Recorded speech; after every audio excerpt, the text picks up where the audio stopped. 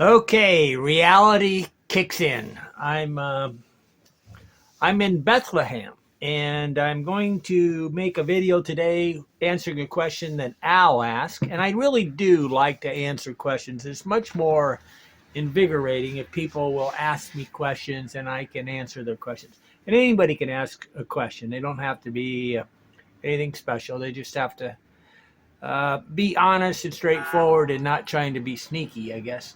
I'd really like your first name at least and where you're from. Okay, but I'm Andy Lee Graham, and I've lived in 115 countries, and I've been doing this now for 26 years. And I'm going to go to my Google Docs where I have the notes on corruption. Al asked how I manage corruption.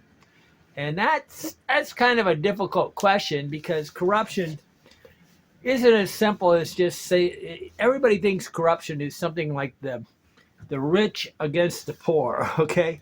And it's really not even that. Everybody wants to be corrupt. Nobody really is angry at corruption.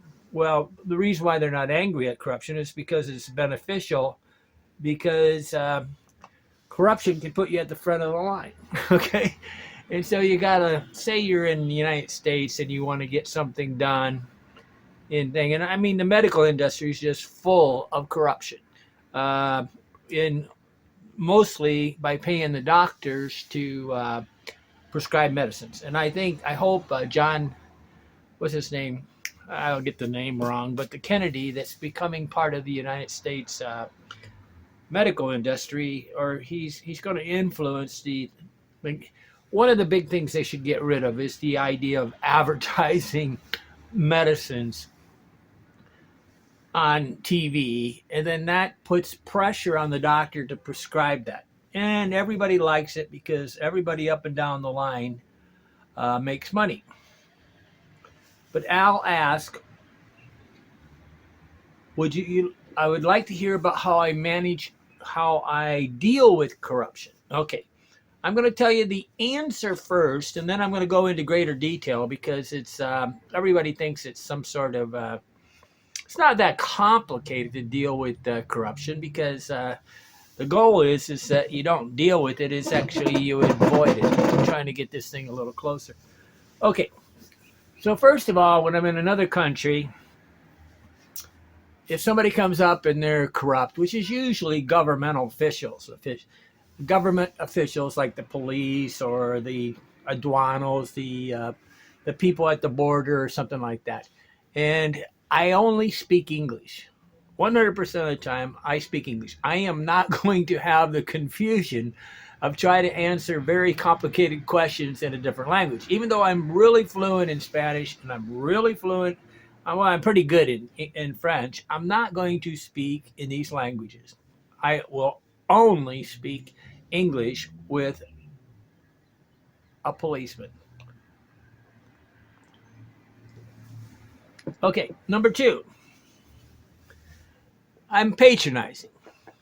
And that doesn't mean that you're lying to them. I don't think you should ever lie to policemen if you can. I mean, you can avoid talking, okay, and deflect, but don't lie because people feel lies, okay?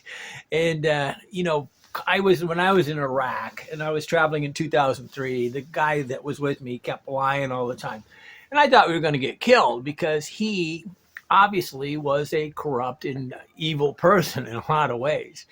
And people will lie just on anything and they think that they can get away with it.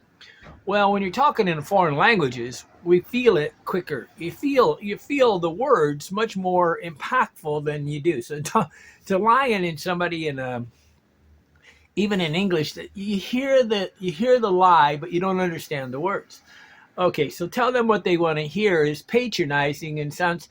You want to say yes, sir, hi, sir, how high, sir, and have good manners. Now, a lot of you, I've learned over time that very few people, maybe less than 20% of the population inside the United States, has a clear understanding on how to say please, thank you, excuse me, how Can I have a conversation with you, sir? They have no idea how to do it because their family, they're children of hippies, right?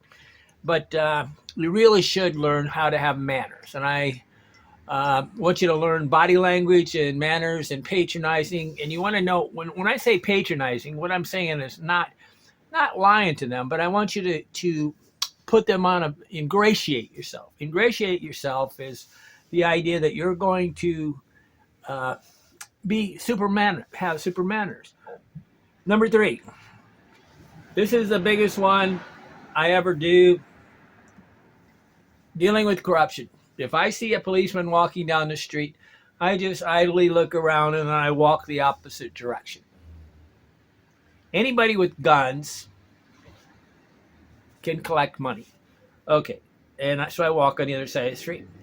One thing, it's very difficult when you're trying to bribe somebody, if you feel that you have to bribe, and I've learned this while standing in line. I had some money and this guy wanted to bribe and he said, drop the money. So you drop the money on the ground. So you don't give money directly to somebody. You drop it on the ground and you let them pick it up and keep it, if that's what you're going to do. You don't hand them money directly, because they can record that, then they can double dip you. They can get the money plus they can get you for something else, right? Number 5, don't make eye contact. And that is where most people really screw up, is they get nervous and they're looking sheepishly, cowering, and they're looking. Just pretend that you're brain dead and you're walking down there like a thing. And they're looking to get eye contact so they can say come over, because they're kind of lazy. Okay. And anybody that they can sit there and say come, whatever, right? So don't make eye contact. Money in world, what they want is money. Okay. Now most corruption, the benefit of corruption is that it has a limit on it. Okay, they don't want unlimited money, but if I went into Mexico illegally, they would put me in the jail, and then they would call up my family and friends or whatever and try to extract more money. And this is very, very common. But anytime there's 2 policemen, women are especially vulnerable to extortion. And I mean, one of the biggest corruptions that happens is like the Mexican police will take you to an ATM machine and do it. So if there's any kind of officials around or police around, don't go to the ATM machine, because then they know that you got your card on them. So there's a demonstration of higher value that people are doing that pay corruption. They're driving a rental car. They're having their camera on. They got certain specific clothes. People look at me, and I hope they look at me as like an old man, whatever, befuddled. I don't want to look too good. When I'm crossing into a country, I do want to look good enough that I should be accepted. I don't want to, but the more tattoos you have, the less likely you're probably going to pay corruption. When you're living inside a hotel, like I was in Ghana and I was staying in this, I don't know, movie theater, I don't know what it was, and the policeman came. There's 3 policemen came and wanted corruption, and the manager of the hotel came out and protected me. I was in Iquitos, Peru, and it came out.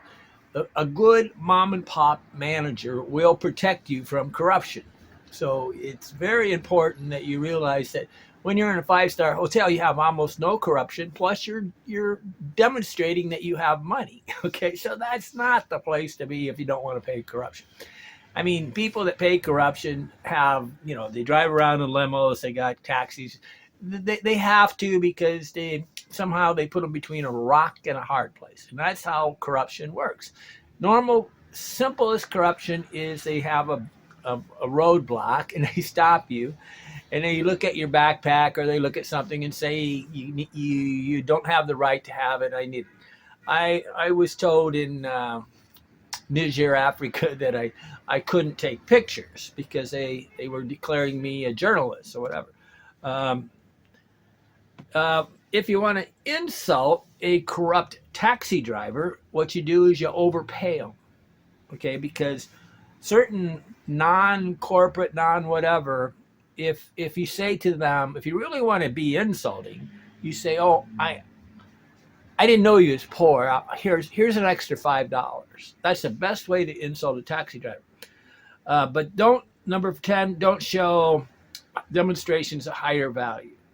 Hotels, cars, cameras, smartphones, $1,000 iPhones. There's a reason why I don't have these things. Is because I don't want to deal endlessly with these things. Okay, so those are the 10 ways I deal with it. So that's pretty much answering the question. But you have different levels of corruption. You got police, you got corporate, you got cultural and tourist trap gouging. To me, when I'm in Israel, I was just in Jerusalem and I was in Tel Aviv, and to me, it's a form of corruption when you know you can get away with it and you charge triple, double, whatever. That to me is a corruption of the spirit. But you have a lot of corporate things like airplanes, airports continually want to get you for an onward ticket, okay? And they'll make you buy an onward ticket knowing that you don't need that ticket and you're going to lose that ticket. And they're going to be able to overbook that flight. So that's a kind of an airline corporate corruption. But there's different types of corruption. And people want to always just be linear, like one way, like it's a rich person taking advantage of a poor person. And it's the poor people, right? A beggar is corrupt, okay? And they're going to emotionally exploit you. So you have political corruption, economic corruption, judicial corruption, which is, somebody gets off because they're the son of, like, what is his name? Hunter Biden just got off because of his father's corruption, right? On the other side, it wasn't corrupt, right? It was legal. And that is the essence of corruption. It's a roundabout way of getting onto something. And this is where you got to really get emotionally in contact with this. And you got corporate, cultural, moral corruption, technological corruption. The technology corruption right now, I do believe that Zuckerberg, he arranged to make sure that Donald Trump didn't win against Biden. I believe that Twitter at the time and whatever, and they were using a technological corruption, environmental corruption. So wanting money for environmental stuff. One of the biggest things that they're doing right now is this is kind of humorous, but Shell Oil or these companies, they all want money to do research, so they declare that there's a climate problem so that they get money to come in from the government so they can do their research so they can transition from oil to recyclable. And there's all sorts of ways that but I'm going to talk about how to know what this is. Healthcare. Definitely, I believe that the COVID-19 vaccine was a corruption. It doesn't even stop the thing, right? It's a vaccine that doesn't work, okay? Which is, what is that? Military corruption. This is the biggest corruption that the United States is. The biggest corruption that works is the pharmaceutical in the United States plus the military. The military industrial complex, the media complex, they're all working together to convince the people to pay for the Ukraine war, which I'm almost positive within 60 days after Donald Trump takes office, the Ukraine war will be done. I'm kind of hoping that the Israeli war, which goes on for a long time, so that they can get rid of this immoral corruption, I guess. Cyber corruption, sports corruption. Okay, but what is corruption? It's unjust behavior because you can get away with it. It's taking advantage of a situation because you can get away with it. So, will people cheat somebody? Will they lie? Do they lie on their taxes? Yeah, people lie on their taxes all the time. I openly admit that I make onward plane tickets that are fake. It's because it's the only thing that I just regularly do that do it. But I'm not hiding it. I'm really doing civil disobedience in a lot of ways. Dishonest. Okay, so the definition is dishonest or illegal behavior, especially by powerful people, such as government officials or police officers. Depravity. Inducement to wrong by improper or unlawful means, such as bribery. But there's really, you got to ask yourself, what does it feel like? If you feel like you're getting cheated, that's corruption. Okay?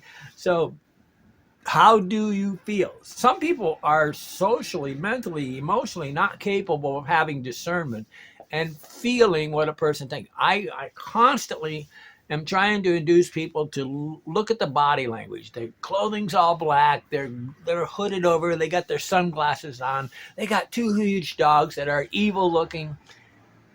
That's not a nice person, okay? And you got to pay attention to this stuff. If you just want to give carte blanche mercy to everybody, you are a fool. Religious people prey on people. Churches are full of people preying on other people.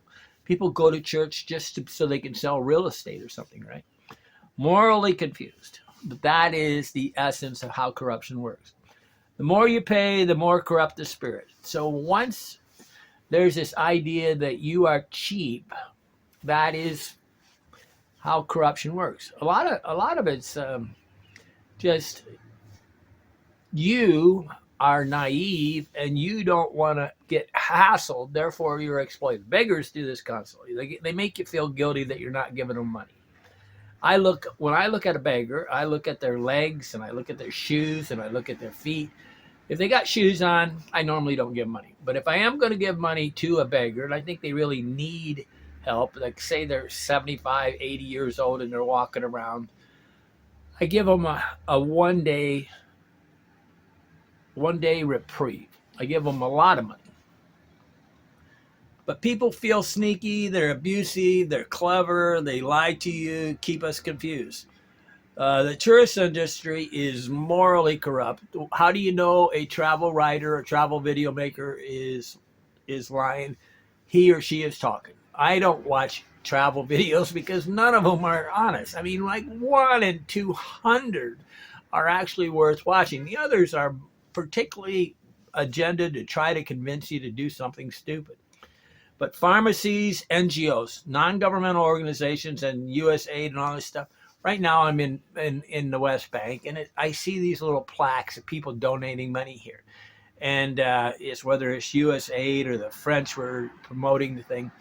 These guys are all up to date. And a lot of corporations, a lot of governments have people in the governments that go and basically give money to the people that they want. There's kind of a pork barrel type giving money, right? You know that politicians are corrupt. Silliness. The silliness things that you got to deal with is everybody's corrupt. Everybody lies.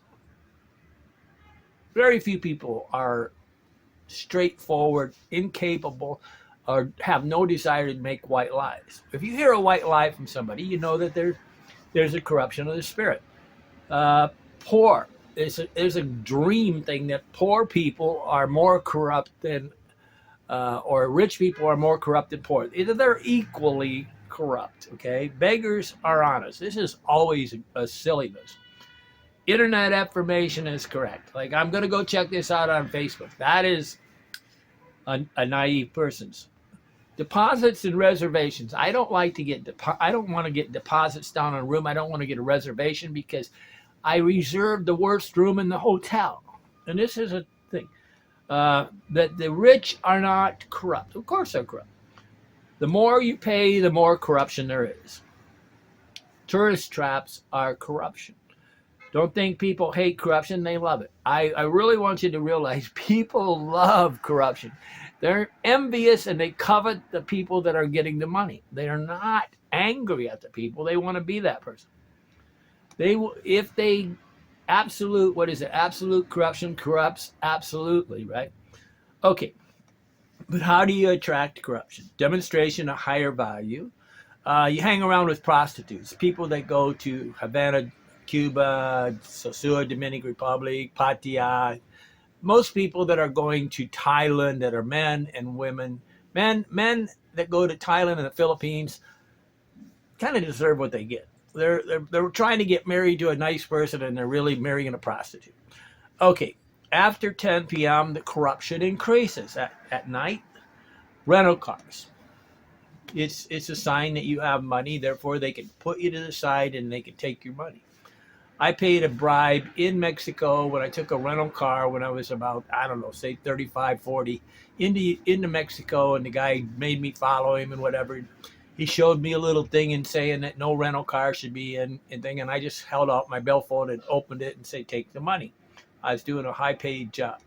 Um, 5-star hotels are full of corruption because if you're in there, everybody knows that you're a sap and you're staying in a 5-star hotel. So you got all these people outside. You're attracting corruption because you're sitting there.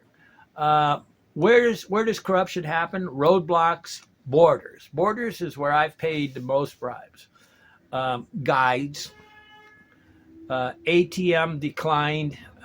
You got this thing right now that's happening in the world where they give you an exchange rate that's like, I don't know, 5 or 10% less than the actual exchange rate. You need to decline this on an ATM. But corruption works because of the scam. It's a confidence game that you believe them. This is why churches, missionaries, and NGOs and aid organizations are really pretty bad. I would say they're about 95% corrupt. Um, Money exchange almost always is a place for corruption. They'll shortchange you. I never forget I was in Indonesia and the guy had one of these calculators. I'm really good at math. And I wanted to buy a plane ticket. I had to go change money to get the money for the thing. And I put in the numbers and I started going, I always heard these things existed. I didn't realize you had one. They had a calculator that miscalculated. Uh, but one culture, any culture is always, so an American white person is willing to cheat a black person is willing to cheat. Any cultural diversity creates a moral high ground where they can be corrupt. Embassies are full of corruption. Starting a business is one of the most dangerous things you can do in another country. And when people are saying that Donald Trump doesn't understand other cultures, he's started businesses in, I don't know, 50 some countries, right? That is his aptitude to understand that he understands how people work. How to manage. You overpay them, you speak English, you walk on your side, you drop the money, you make eye contact. Okay. I dream of a world where people do not believe in white lies. White lies is the start of corruption. If you lie on a regular basis, just small lies, to me, it's no different than a big lie for $1 million. If you will lie or portray something in genuine way, it's you having a spirit. Sometimes you just sucking up and being patronizing to somebody is the proof of your ability to be corrupt. But if you accept that everybody's corrupt, including yourself, and you're constantly vigilant to try to stop yourself from hooking into these things, then you get it. Okay, thank you for the question, Al. I actually picked up this question in one of the comments that I'm now allowing on YouTube. And you can put them in there. I hope to find the comments. They're harder, but if you write me at hoboontheroad@yahoo.com, hoboontheroad@yahoo.com, it's a lot easier. I'm Andy Lee Graham. I'm here and you're not. Why not? It's because I'm very good at discernment, separating the good from the bad, and making decisions on how to be happy. Because at the end of the day, the reason why people don't travel the world is because in the back of their mind, they're always being treated unjustly and they're in denial of it. Me, I'm in love with reality. Okay, I'm Andy Lee Graham. Become a Patreon if you want to talk to me on a regular basis. You can actually communicate with me. The Patreon people can communicate with me real easy, actually, whether by telephone or email or whatever. And I feel a moral obligation to reply to their things. I don't feel a moral obligations to always reply to emails, right? Okay, become a Patreon. I now have a new GoFundMe page. I'm in Bethlehem, Israel, and I'll be here for about 7 days. But I now have a GoFundMe page in all the descriptions. I've got one in every single description on there's kind of a problem on the shorts, but I have a link to the GoFundMe page for me to go to Nigeria, okay? Because Nigeria is kind of one of my blocking countries. It's blocked me from traveling to South Africa for a long time. Okay, I'm Andy Lee Graham. I've lived in 115 countries. I've been doing this for 26 years. Become a patriot so you can have some fun. If you want to really know how to travel, you got to sort of hang around with people that travel.